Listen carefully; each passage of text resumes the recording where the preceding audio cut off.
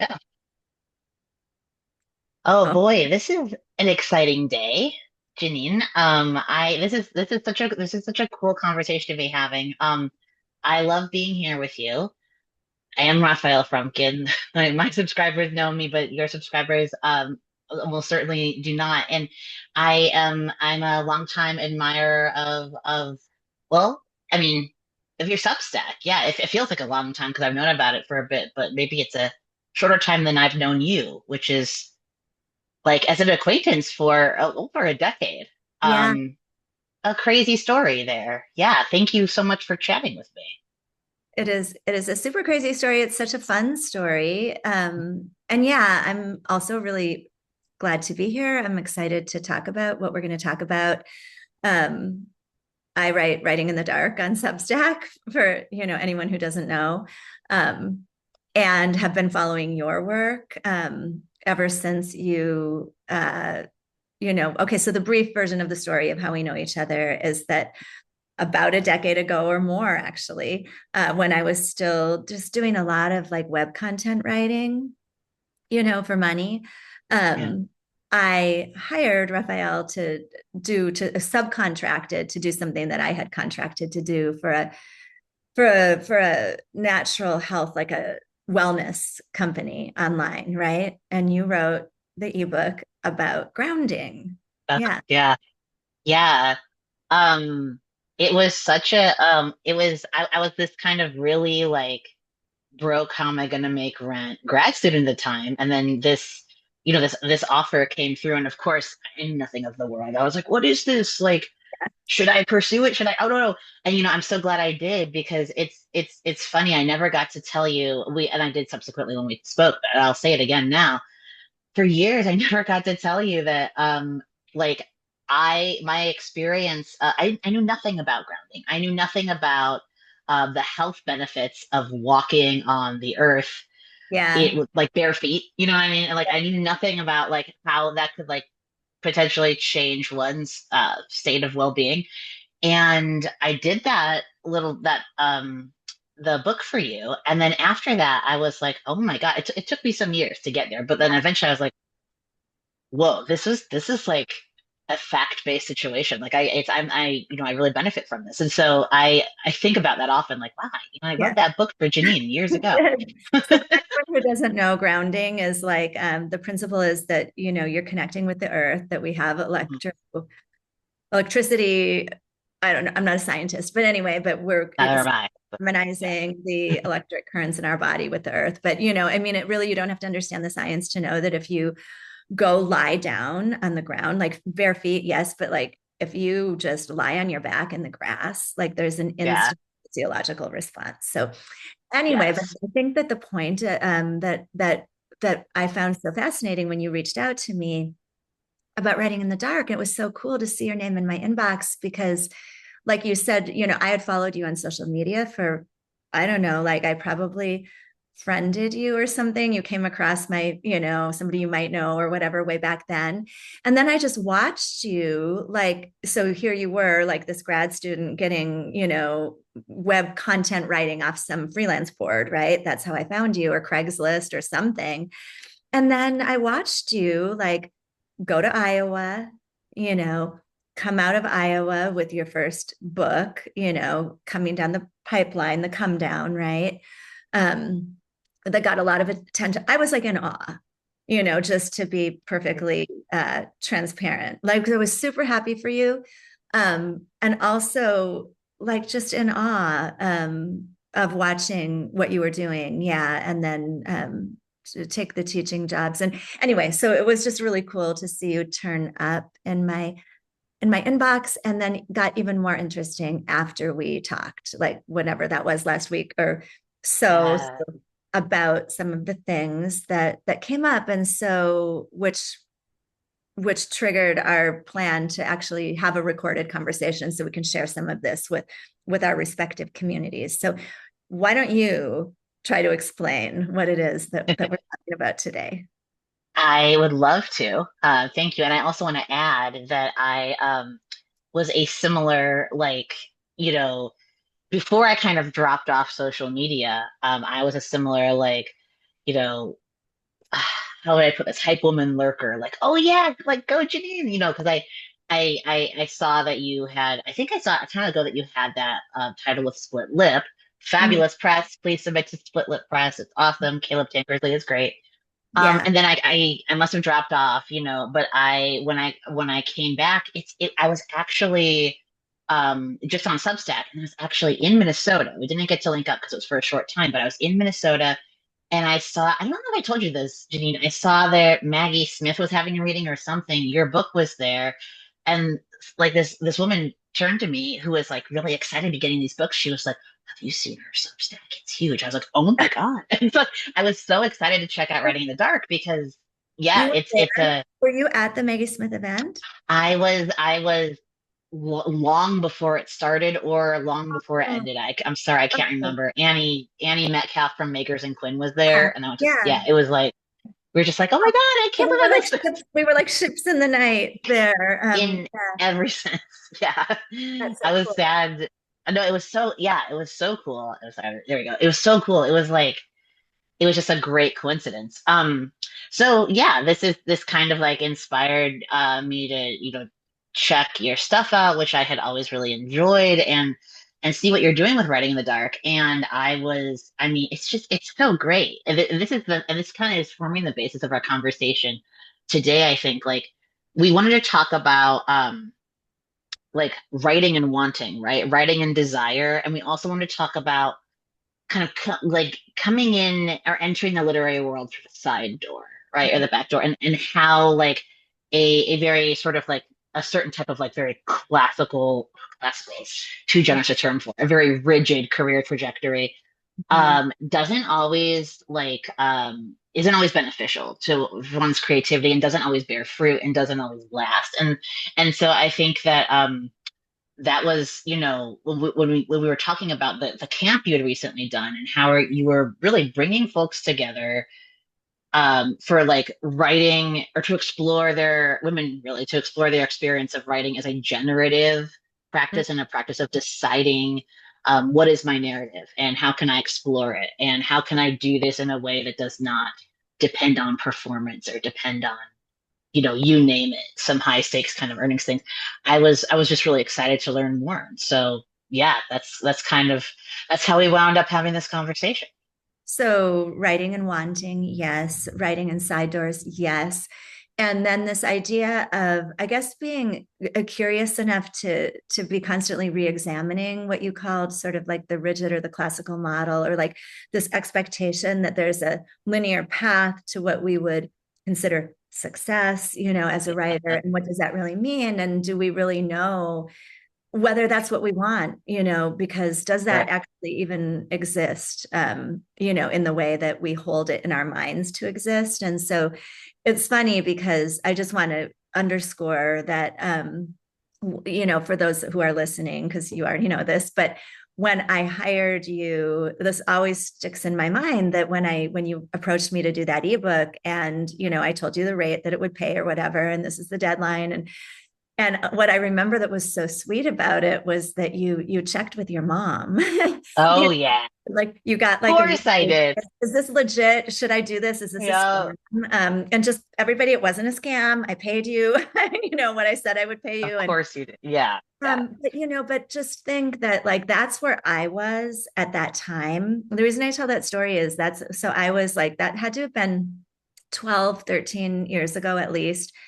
And I didn't have my book out. I didn't have an MFA. I don't even think I had launched my courses, like the creative writing Mm. classes, courses and retreats that I do, like camp this summer. I don't think I was doing that yet. I think I was right on the cusp of it. And so at that time, like the bulk of my writing life was generating web content, which is incredibly unglamorous. It just is not like, wasn't my idea of like, being a writer. It was a way that I don't regret it. I took a skill that I had and I parlayed it into an income that we needed, that my family needed. And, no regrets at all. But like, you know what I mean? It's just interesting. And I think it's a testament to, we're going to talk about side doors, but you just don't know what the path is. And the way we measure success, or at least for me, it's not money, because actually that was really lucrative at that time. It wouldn't be anymore. Hmm. The internet has changed. But back then, Yeah. really lucrative work. But Yeah. I wouldn't consider that a success. That isn't, you know what I'm Mm, saying? So like, how do we yeah. measure what matters to us when it comes to our art and creating work, creative writing? Yeah, however people want to define that.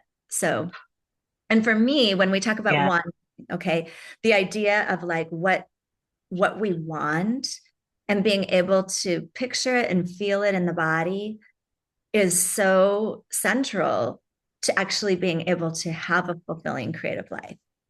Yeah. Oh, absolutely. I mean, that's, I think, like you said something in our phone conversation that really, really, really stuck with me. Sorry, a bunch of puppies just entered the room, so it might get really cute in a second. Um, you said something that really stuck with me that like on our conversation about writing and wanting. So did you the effect of like, or I think I asked you, what is it like with this kind of like this the miracle project, the like writing project you're doing right now, the camp, like writing in the dark, the very intentional community building aspects of it, right? What is the I don't even know if I asked you like what is the goal because that would be such a reductive question, but I was like we were just talking about like what you're intending to explore. And you said there's so often it's the case that um we as writers are we even as we're like practicing our craft or finding our voice or actually putting in the time to do the thing we love, we're not entirely sure if the outcome we're working towards is the one we want. That really struck me because like I had when I was like, in this very traditional kind of path with Iowa and first novel, second novel, all this jazz, it took me so long to figure out like what were my thesis advisors' desires, not even for me, but for him. Yeah. Yeah. You know what I mean? Versus like, what is it that I want from this? And it's like, it's so, and I know you can speak to this experience too, Jeannine, like compartmentalizing. It's like, okay, well, I get to be creative over here in this little box for a few seconds. This is my like creative time. But like, here's the real world, and the real world doesn't care about my creativity, and I have to tick the boxes, and I have to do this. And of Yeah. course, when you have material pressures, like you need to feed your family, that adds to that sense of obligation. So. Well, you just said a lot. That's like a lot to respond to. But the two things, I guess, really quick that I do want to touch on is this idea of other people's wants and expectations or other people's Mhm. definitions of success. And I read, I didn't finish your post today, but this idea of like wanting social safety. I got, what you're talking about, like this idea of like approval, people's, what people think of us. And, we are social creatures. This is wired for survival. We do have that. And there's like no way to unwire that. Like that's in Mhm. us. And so being able to be aware of it enough, like as we're navigating our creative life, to be able to at least engage with the question, is this what I want? Or do I just think I want this because I'm supposed to want this because, this other group or,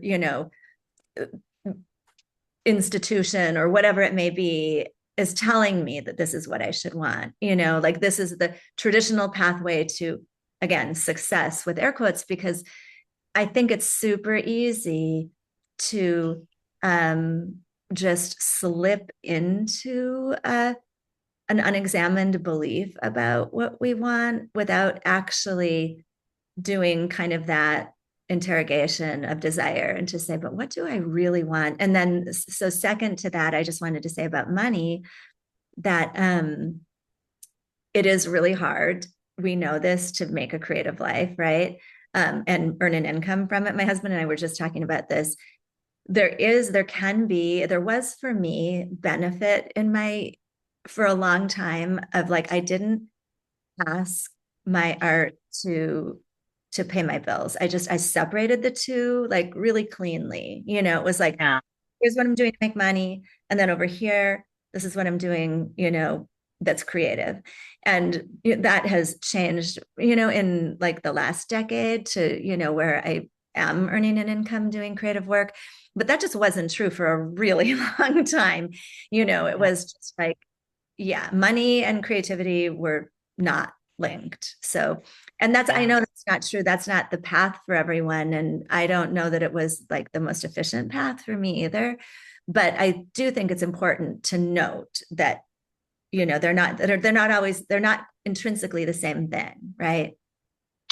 Oh, yeah, I mean, absolutely. It's so easy to like marry them in your brain sometimes. When, well, to go back to wanting, when what you want so badly is to make a creative living. Mhm. But then you can get to the point where you're like, okay, maybe I've achieved it or I've achieved it in part. And I now have internalized this belief that if I'm not achieving it in this way and wholly and fully and expanding or this or that, I have failed. Yeah. Um, which actually, I had a question. So I actually have a question for you about. I have several, but one question that comes up around this and writing in the dark is the community you're building on, with Substack, and writing in the dark. It's not, of course, predicated upon that like pressure and like professionalize and this and that. It's something very different, and it feels like, you're helping folks kind of find their way to what they want as creatives. And I'm wondering if you could speak more about how you're doing That's such a thoughtful question. Yeah, it's definitely, and I'm really transparent about that. Like, I'm not your guy if it's like the main drive is like how to get an agent or how to get published or whatever. I just that. Right. recently got my first agent, like Yeah. this summer. So like maybe So now I exciting. can talk a little bit about that, but Yeah. really no, it's really grounded, like you said. And what does it mean? Like, what does it mean to be a writer? I mean, writing is the art that I practice, but I see it as an art. And what does it Mm, mean to engage with language in that way? Like, I quote Toni Morrison, who talked about how we do language and what that means. And like, mm, that's what to me is how does it change our lives when we choose to engage with language in this, and it is intentional, it is curious, it is attentive mm, way of being in like words. And yes, I do write, so like, and publish, and that's important to me. And so I care a lot about the craft. And that's, to me, when Toni Morrison talked about doing language, if you read that whole passage, it is so beautiful. And she is definitely talking about the craft. She's talking mm, about bring me the craft, when you tell me this story, bring it through the craft. And what I find is that when people do that, when people start to engage, like really engage deeply that way, sometimes they think that they have been, and then they come and they write with me and they're like, oh, actually, I really wasn't. I was like telling my ah, story, right? But I didn't really know. I didn't hadn't been exposed to this idea of coming through the craft. And mm, it's just life. It's a different way to be in the world. And when human beings, we're narrative, we make meaning out of our lives through narrative. That's what we do. And so yeah. change the way that you engage with language, which is the tool from which we build narrative, you cannot do that without changing the way that you walk in the world. And so, like, one quick example is I've had people tell me this is a common refrain that they start to practice these ways of engaging with language, and then they go outside and take a walk and realize like that everything means something, and there's poetry all around us all the time, Mm. and that what a beautiful truth that is, that like engaging with language in a certain way can bring you that. And is that going to change what your writing does on the page? Yeah. It is. Oh yeah. Yes. I mean, what I'm coming back to, thank you for that answer, because what I'm coming back to as I'm reflecting on it is the this idea that like writing is this idea that writing is somatic Yes. almost, right? And it's like, yeah, and this is very much, I mean, this is very Toni Morrison as well. Um, like the kind of like or it's also Jeanette Winterson too, like the word as the body, the written on the body, like it's the idea that like Yeah. you you can't just be this abstracted brain typing away. And this is so true for me, if I may. I want to give you an example from Yeah. something in my own. Yeah. Um, so that first book, like written in Iowa, I mean, I'm proud of all my books, and I'm very appreciative of having been able to put them out in the world. But that first book was, again, it was a hybrid of what I wanted and what I wanted to do and what I wanted to put out into the world, and what, like, I'm scrambling to meet Iowa expectations, mentor expectations, peer, my own, but really my own expectations as well. And then the second book, there was was teaching creative writing, and COVID hit, and I just kind of like went into my office and kind of like had a COVID book experience, which is, I was not alone in that. So that's that's cool. And I've actually been enjoying a lot of those books, reading them now too, that they've come out. But both of these experiences, right? Like the first one kind of striving to please someone besides myself. And the second one, like just really kind of like locked away in this office, like being like, oh, I'm excited to write this book, but I've got to get tenure, and also I'm panicked about COVID. I was really abstracted from my body. I can promise you I wasn't grounded. Like I can No. promise you I wasn't taking a walk, Jeannine, outside and noticing the poetry. Like I was very much in my head. And yeah, it's a totally different experience. Like it really does change the work. Um, So yeah, funny that you take it say that way. that because I have come to this place, and I don't know, I'll evolve too, and it might not always be in this place, but right now I am feeling like embodiment is the thing. When we're talking about writing, it is the one thing, and everything Yeah, else beneath that relates to it. There's all sorts of like yeah. adjacencies, but it all comes back to the body. Mm, I taught in Brooke Warner's Magic of Memoir series on Monday, and she had me talking mm, about scenes, and I yeah. visited Mary Carr's The Art of Memoir, Mm, and she talks about, of course she calls it this, she calls it carnality. So what I mm, call embodiment, it's so of course she would call it something of way course. cooler, right? She calls it carnality. But what is it? It's so simple. It's anything that you experience through the five major senses of the body. And Yeah. but I think the key that's really important there is that it has to mean something. It has to matter. Like Mm, the body to land on the page, like has to matter. And so anyway, not to get going on a you know point that I seem to always feel like I need to hammer, but like we hear show don't tell, we hear about concrete specific sensory detail, but I don't often hear it really discussed how important it is that link up to meaning. Like it has to mean something, you know, in the story, in the work, whatever it is. It's not decoration. And that's what I just really want to get up, climb up to the top of the mountain and call it out, like it's not frosting. We can't put it on like stickers, it yeah. has to be Yeah. true. What do we talk about, Toni Morrison, back to truth? It's like it has to be. Hmm. The only way to know whether it's true is to write through the body. Man, I'm thinking of another writer as you're talking about telling it on the mountain. I was like, oh my God, James Baldwin. It's very Yeah. similar in this way, right? With this kind of like Baldwin. go tell it on the mountain. Yeah, but with the marriage of both kind of like political, like very like urgent, deeply felt political discourse and embodiment, Yeah. and like the physical of an experience. And I think it feels it feels important to me kind of coming up to ask you this question, which is how is this like something that feels gendered for you? I feel like it couldn't not feel gendered in some way, just given like I don't know, like given the experience of being what you've written about and being a woman and kind of like being a like creative thought leader like in a group that is there like there is I think majority women are coming to have this literary experience with you and not just learn from you and cover these camps but also women writers coming to speak in these like great events you're hosting and I'm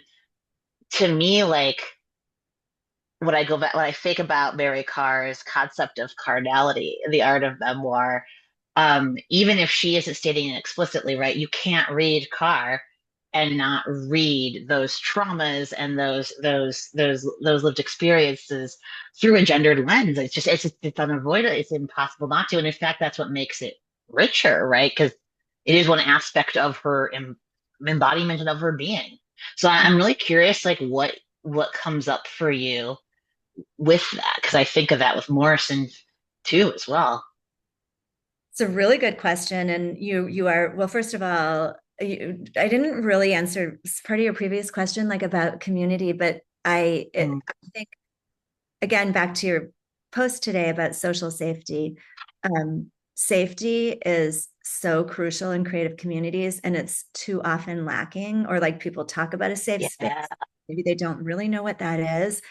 And that's a so great point. that's my number one. A friend of mine once called it my superpower, but it is so important to me. And I taught elementary and middle school for 10 years. So, like, I Mhm. really come to the idea of safety from, I think it is from a very maternal space. What does it really mean to be safe enough to take a creative risk? What does it really mean to be safe in community? And that's just a passion of mine. And I think there is some gendered motivation to that because we live in a world that has been so unsafe for women, that is so Yeah, unsafe, becoming less safe every day. And I don't think it's any surprise really that embodiment is so important to me because of, my history of childhood sexual abuse and having, been denied embodiment and having to have yeah, found a way to reclaim, the right to live in my body and to experience things through my body. So really understanding or like experiencing that as really precious, like that is such a fundamental human right to not be disembodied, to not be dissociated.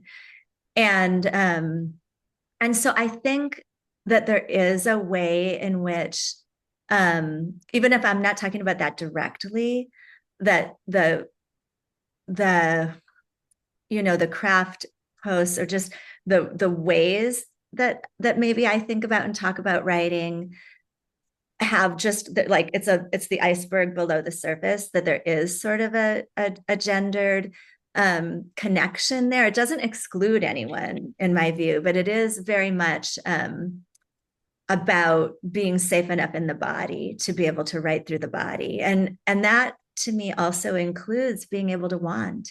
And when we talk about wanting and writing in the dark, which we have done on a number of occasions, because I really have come to see myself as a student of desire, especially in the context of creativity. mm, And women are very open in this safe creative space that we built together to talk about how scary it is to want. Like, and if I give a writing exercise that's about desire and wanting, it's comes out every time. It's like, wow, that's really hard. That's really yeah, scary. I'm like, yeah, I know. Like I expect that. I realize when we're going in to do this that it's going to bring up those feelings.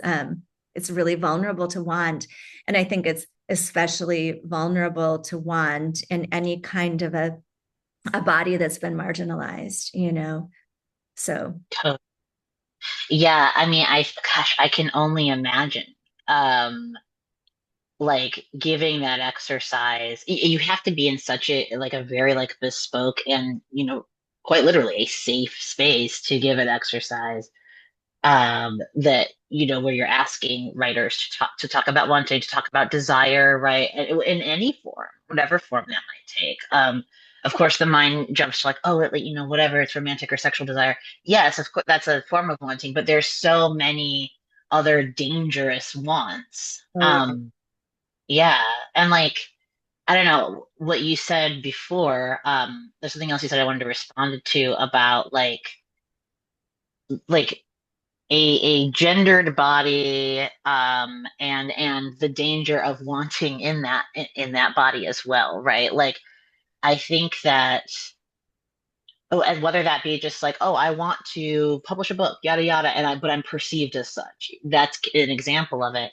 I think like my experience of like wanting and dissociation and embodiment, it really is just like it's complex, but the way kind of that you've like laid out your own practice, the community you're building, I'm like, oh God, I feel very seen by it because, I when I transitioned, and of course, mea culpa, I can't wait until I don't have to make this disclaimer because individuals should just be able to speak about whatever they want to speak. But I do have to make a disclaimer that of course this is not the case for everyone, right? And it's just such a unique experience. People transition for a whole host of reasons. For me, yeah, and like as we know, but like for me, it actually ended up being a dissociation. It Mm. ended up being an estrangement from the body, and in fact, a kind of like, maybe this is an annoying word to use for it, but like a reification of my desire, which was like, well, my desire is to be like accepted in this academic environment or like this literary environment, to like tick these boxes that I've never felt like I've been able to tick, or I've always felt like I've been coming up short. And, I'm showing up as this kind of gender non-conforming woman, and yada yada yada, a whole host of other things. And I transitioned, and so folks report feeling more grounded in their bodies, and also not. There's a whole, again, host of experiences. I did until I didn't. I did until I was like, oof, I wonder if I'm wearing a bit of a mask here. Uh, And that it takes me back actually to grounding, and to or talking about with, you know writing changing when it becomes a more somatic practice. It wasn't until I kind of came back to myself that writing felt more somatic, that I started grounding, that writing wasn't just this thing I did in my brain to try to like ah, shunt my creativity into the right path. yeah, I just, it's just listening to you speak and this idea of the, like again, like this like body brain divide, Oh yeah. and I think that and this idea of like approval, right? Ticking the boxes. Mm. And what I find sometimes, there's this story that I sometimes tell that because it's directly related to wanting and the vulnerability of wanting. Wanting is really vulnerable, and creative wanting is really vulnerable. And so I was doing a workshop one time, and it was like during introductions, and a writer said, introduced the work that she was working on. It was a book project, and said, ended her introduction with something like, and I don't, and this is what it is, and I like it, and I'm excited about it. I don't care if anyone ever reads it or if anyone ever likes it. I don't care what happens to it. And I did know this person a little bit, so I had some comfort level to do this. But I was like, so I want to do a little experiment. I want you to picture that this book comes out, you are standing up like in a room full of, a hall, like at a whatever university, and there's like 200 people out there in the seats, and you start reading from the book, and everybody gets up and walks out. Mm. And and everybody got quiet, and it's like, and she said, okay, yeah, I hear that. Because we have to be careful too of the lies we tell ourselves in order to feel invulnerable. Because it's when we That's lie true. to ourselves, when we lie to ourselves in order to do what we think we're trying to do, and of course we're not like aware of any of it, it's all unconscious or subconscious, right? But Right. to protect ourselves from disappointment, to protect ourselves from the pain of rejection, to protect ourselves from all of that, it doesn't protect us. It actually can do all kinds of things that will send us down the wrong path. It's Yep. okay to say, I really want this, and it's going to hurt if I don't get it. You know, Yep. it's sometimes to not get what you want, and that's okay. We'll survive it, It's going to hurt. Like, my book is going to go out on submission, hopefully sometime this fall. And you know what? It's going to hurt really bad if it doesn't sell. That's not going to feel good, but it doesn't do me any good not to want it. Because if I want it and let myself picture it, there's some enjoyment just in that. Like I get to Oh, that's so true. actually enjoying like the anticipation of that, the way it feels in my body, thinking about what that might be like to get the call or the email from my agent, like that's we're such imaginative creatures. Like why not like enjoy Yes, that until I don't get to anymore if that's what happens. I'm not right. protecting myself to not want it. Well, right. And I think most notably, right, you're also not telling the truth Not, to yes. not want to. It's a smokescreen. It's like, oh, I don't want this. You're paying Right. lip service. Yeah. It's I what are mean, the most dangerous lies are the lies we tell ourselves. And I think yes, so yeah, many of those lies are about self-protection, which is yes. understandable because we are vulnerable and there's all of these ways that we're vulnerable. But I don't think lying to ourselves is the answer. I don't think it Uh, works. no, no. And I mean, it's gosh, it makes me think too, right? So like I taught an MFA program and I found myself in the role of, this mentor I'd had who actually an essay I wrote about him is coming out in December. I had this really kind of fraught relationship with the guy that I didn't realize was as fraught as it was until much later on. And without going into too much detail, he was someone whose entire creative life was way over determined Yeah. by his obsession with external validation, his need to be a certain writer at a certain place and time. Maybe it's 2012, but you wish you could be Philip Roth in 1970 going on the Johnny Carson show, right?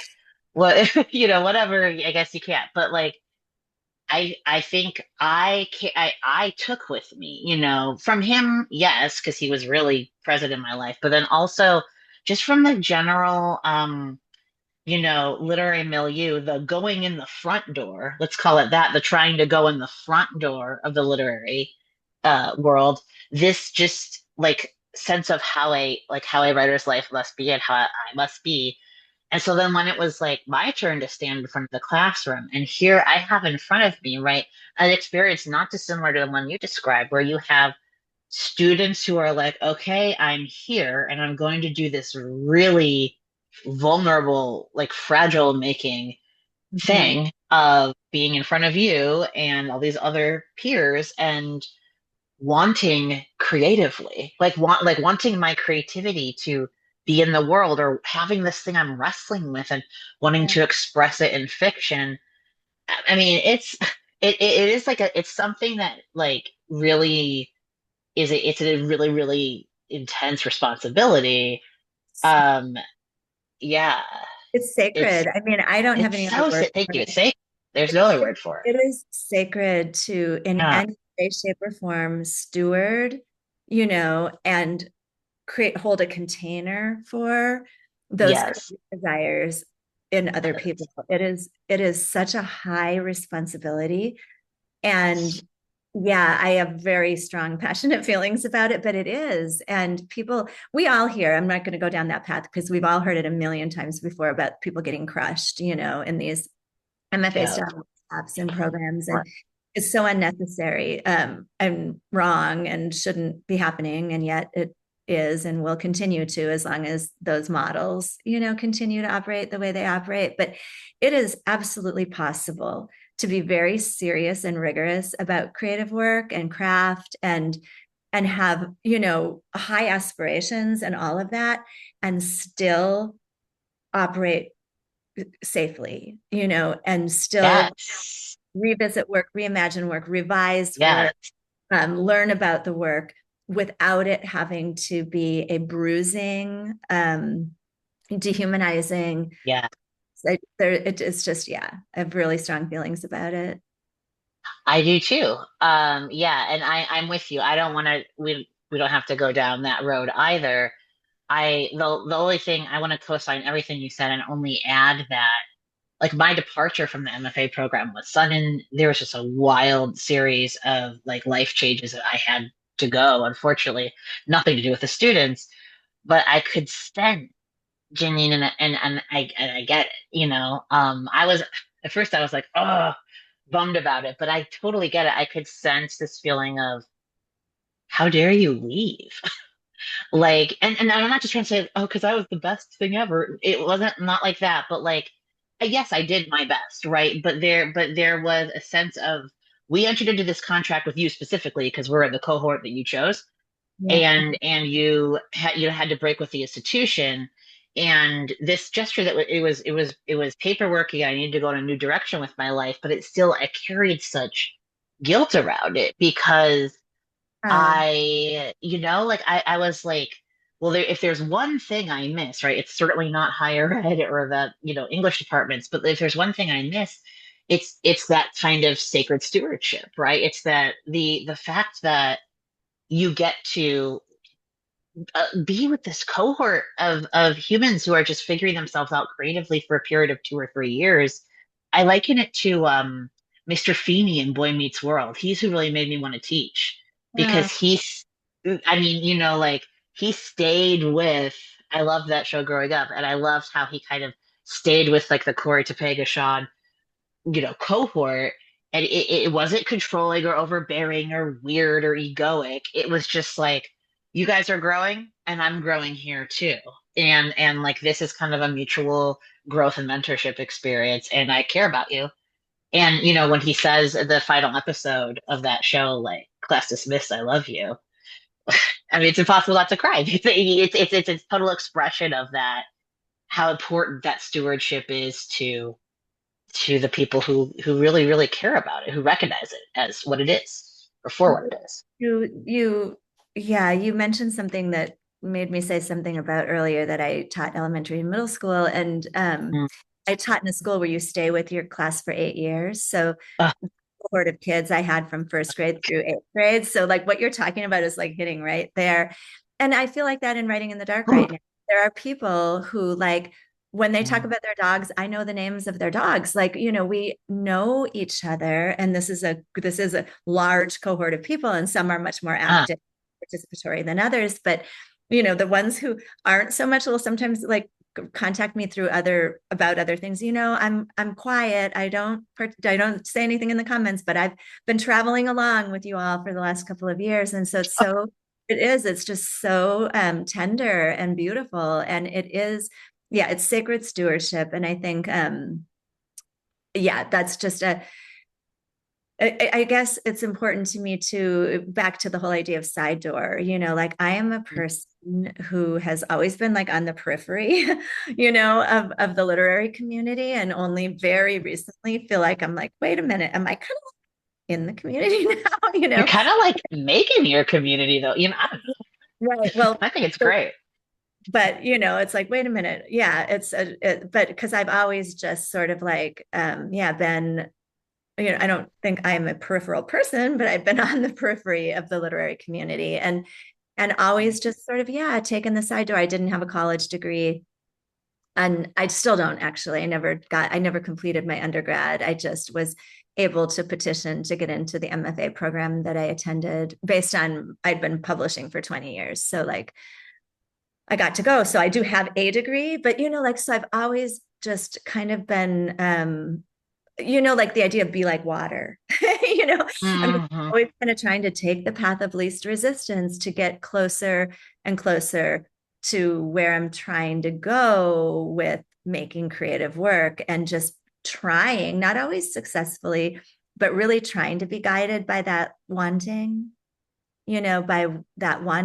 and some combination of like the wanting and some ease. Yeah, I don't yeah. really want it to be a fight. When I was working on my memoir, I did query agents. I probably queried about 10 or 12 agents, and I got the same exact feedback every single time. They'd ask for pages, and then they would say how beautiful it was and that they just didn't know what to do with it, And Yeah. so I was just like, okay, there's no point in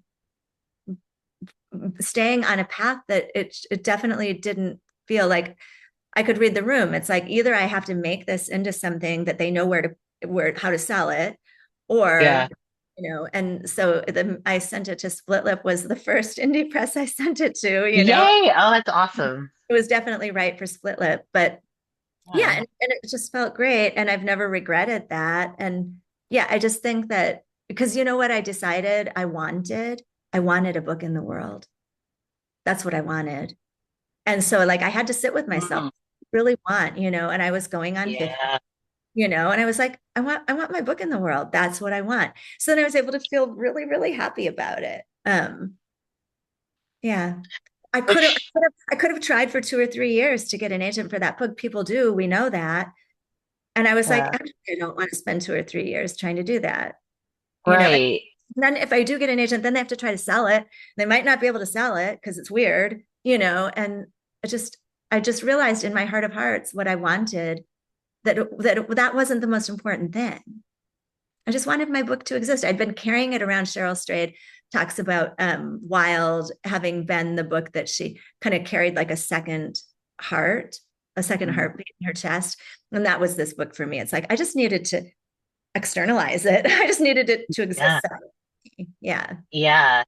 And it makes me think of gosh, there's a lot of things I want to react to in what you just said. But the first thing I think this makes me think of is like one of a few pieces of good advice that I came by in my MFA years was like I I forget if it was one of the professors or visiting writers. Someone said that, if you don't see the book on the shelf that you want to read, write it.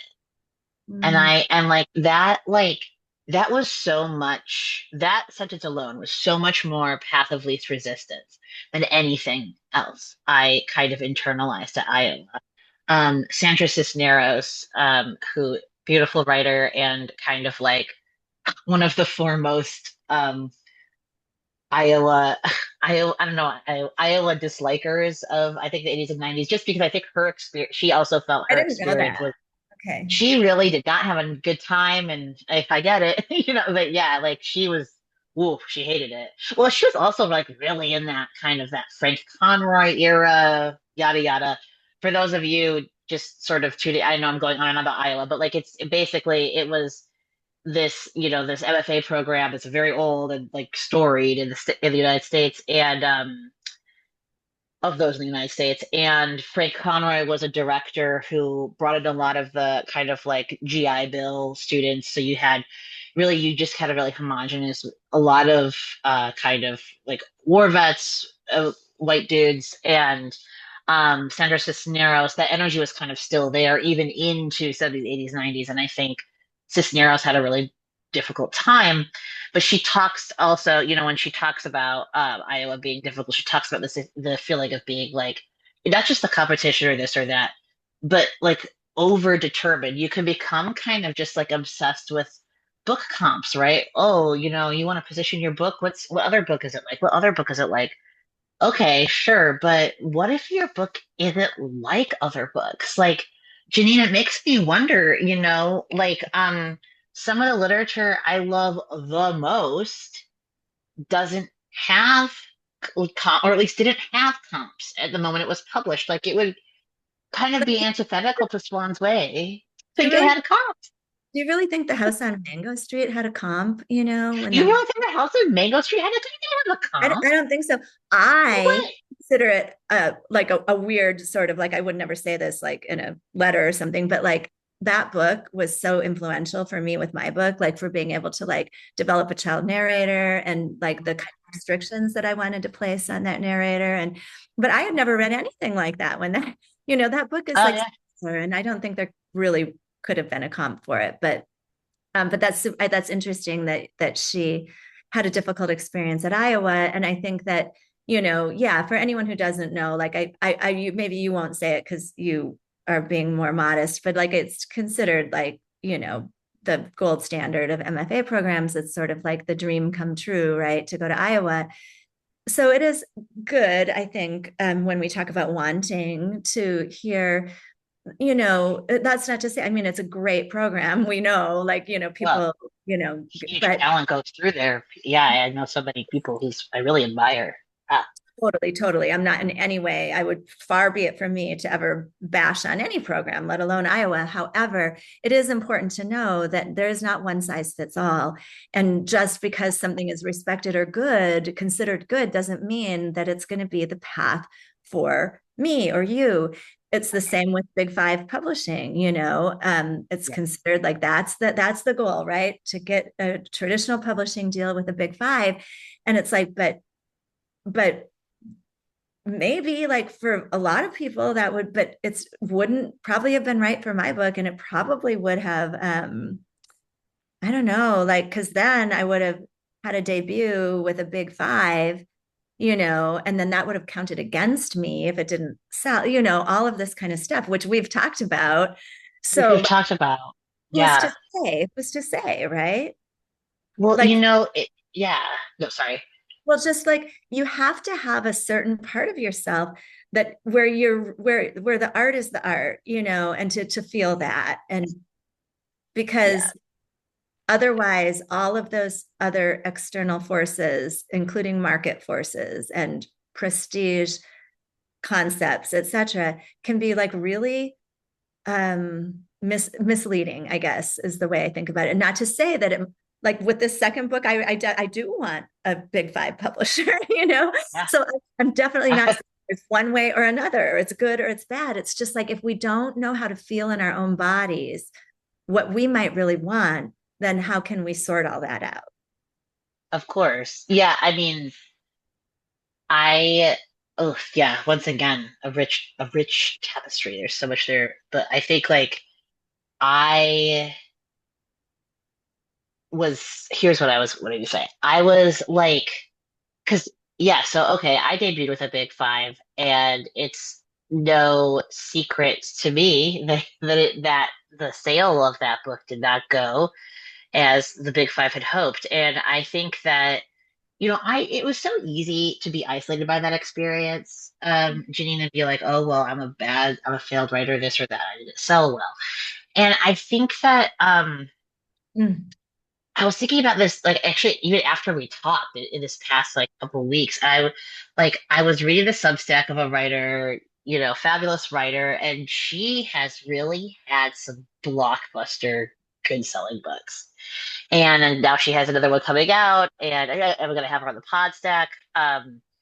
Just a really, kind of a cool writer. And she had a post kind of from this tour she's doing where she was just like, oh yeah, I was regarded as a cult writer, or like also regard myself as a failed writer. Like she described herself in these terms, and I was like, I get it now. So it's like any job. If you think of writing, if you think of a professional writer's career in these like hyper reductive terms, it Yeah. can be like any job. Editors will be like, your book sold horribly.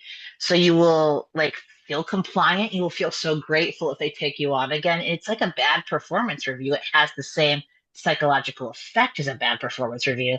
Luckily, I've not had editors who have approached me that way, and I've had wonderful, amazing professionals I've gotten to work with. But I've heard stories, oh my God, of people whose books in the first, like, they have a title that sold over 100,000 copies in the first 6 weeks, like just like stratospheric success, for someone like me, and then the next book sold a fraction of that, but still a lot. And they're like, oh, they've really got my feet to the fire. And I'm like, oh my God, will it Uh, never end? Or is this something we're just creating in our minds? Maybe we can just it's be just more so, like water. it's just, it just like, it's so overwhelming, the capitalism of it. And I know, I Oh my understand God, I know. publishing is a business. I get it. Um, the publishers have to make money, like they're printing the books, et cetera, et cetera. Like we live in capitalism. I don't know what to do about it. I can't solve it. But I do know that I want to have at least some kind of you know, a, some sense of a firewall between my creative spirit and that, and I want to be, Yes, it's almost yes. like, we talk about your writing or your editing, like you can't really do both at the same time. And or the way I think about it is there's the morning of writing, which is like when you're creating generative, you got to be like loose and free and willing to make Mhm. messes and mistakes and take risks. And then there's the afternoon of writing where you're trying to actually shape it into something that you can recognize and I love figure out what it's trying to be and do the heavy lift Yeah, bringing it there. You can't do yeah. both of those things at the same time. And I think it's the same as true of creativity and market concerns. Like there's creating and there's publishing, and they are two different things. And when you start to meld them or even like let them get too close to each other, it's dangerous because they're just two separate things. And it's not to say, like, again, I always have to give, I care about publishing, I want to publish my work. I'm not like Emily Dickinson, I'm not over here just writing and writing and writing and writing, and like that's amazing that she did that. But Mhm. that hasn't, for me, it has been important to get my work out there, but not at the expense of being able to have like some sort of joyful creative spirit that can enter into making with a sense of adventure and openness. And because then what's the point? Why are we exactly? And I recognize too, right, that it is a balance Mm-hmm. because even if we take like physical capital out, even if we're thinking about social capital, right? Like you could still do this goalpost stuff with prestige. I was a finalist for an award. I didn't even win the award. I'm like, oh my God, but you were a finalist. But then of course here I am, whatever, projecting onto that because I haven't been a finalist. So you could it's almost like you can exist in this state of constant wanting, Oh this my, this sort of like constant hunger. And it's so easy to not notice the meal right in front of you. The meal yeah. is your creativity. Oh my gosh, Like, that's exactly it. And also about the goalpost moving. Oh, I've read the most beautiful essays about that, but it's just like, it's the book or the agent or the publishing, but then it's how did it ah, sell? And does it win awards? Does it get on shortlisted? Does it, yeah, and it just goes on and on and on and forever. forever Mhm. and ever and ever. And there's always going to be somebody ahead of you, and there's always going to be somebody ahead of them. And there's, so if that's what's going to control, if that's where your wanting is going to go, that's going to be a recipe for d- just constant unhappiness. You know, Yes, yes, you have to yeah, value like the creative process, and you also have to celebrate like I'm a big believer in celebrating even just like submitting, you know yeah, yeah, I did it, like I made something and I submitted it. I yes, I feel pretty passionate about that too, because if we don't celebrate the milestones, it's actually kind of rare to hit the whatever like the end point is, because there is yeah, no point. So like you might get to the next thing. Yeah, maybe you will win that award. Okay. But what about then the next thing? So why not celebrate having applied for the fellowship or having right. to be a finalist for the fellowship but not getting it? Because I don't know, like I'm about like life is short. I want a little bit more joy, not less.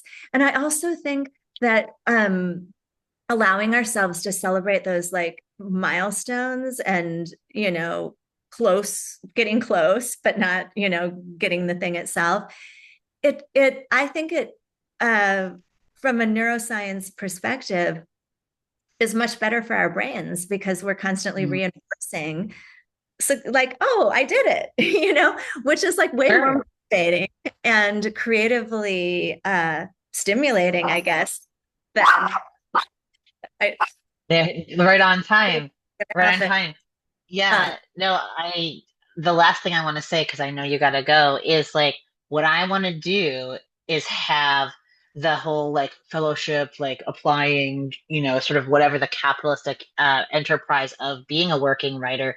It's like a program running in the background that is just something that has to happen, that's something I can, I have to dip into at times, but it's what sustains my creativity. It isn't the end point of my creativity, because if I make that the end point, that will rob me of my creativity. And I've stepped into this new phase of my life, talk about embodiment, but I've stepped into this new phase of my life where the fanaticism, the kind of like I am here, I am now, the craft, what excites me is finally taking precedence over that other stuff. And I would so much rather have the program in the background than the program in the foreground. So that's what you said made me think of. I'm so sorry about Fanny. No worries. Barking. Yes, you This gotta has been go. super, super great. I can't wait to send this out to my community. All right, we'll talk again soon. Same. Okay. Bye, Jeannine.